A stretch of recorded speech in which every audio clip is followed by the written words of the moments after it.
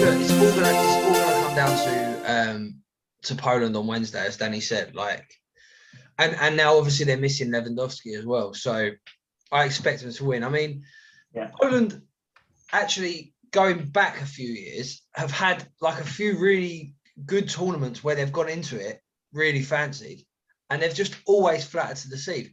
Even right back to 2006, people were talking about Poland as dark horses, and they lost their first two games and went out of the group. In the last World Cup, people looked at their group. They had Senegal, themselves, and I believe Japan were in their group as well. Anyway, they lost their first two games again and went out. Well, do you know what it is? Do you know what it is with Poland? And this is where I think sometimes I'm like, why am me? Why am I in a football podcast? Because I know nothing.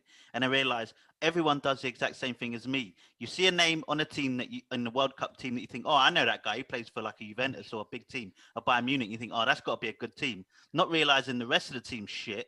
And then you go like up against Japan where you barely know anyone, and all of a sudden you've got a team that can work and play together. Like if I say Lewandowski on the team, I'm like, oh, I'm picking them. I would argue that let's go back to when they hosted in 2012. Not only did they have Lewandowski, they had Borussia Dortmund's whole right side, who had just got to the Champions League final. So they had Piszczek and Blaszczykowski down the right. They had Zielinski in the middle, and Obraniak, who had just played really, really well for Bordeaux and was about to get a move, I think, to Werder Bremen. They had Kamil Glik at centre half.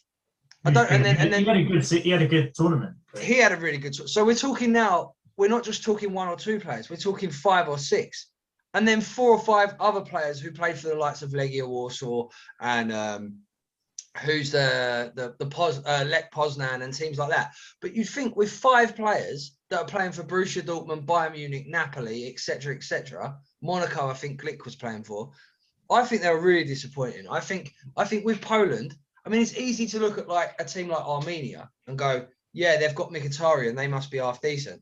But with Poland, they've actually got 5, 6, 7 decent players, and they all. I mean, I'm trying to think of the guy. There's one from Napoli, and there's another one in the middle of midfield. Do you know what it might be? You know, obviously, I talk about how me playing rugby all this time. It's like Tonga, for instance. They've got all these teams, all these players that are on all the best teams in the world, and you see a picture of the Tongan Rugby Federation, and it's just a hut.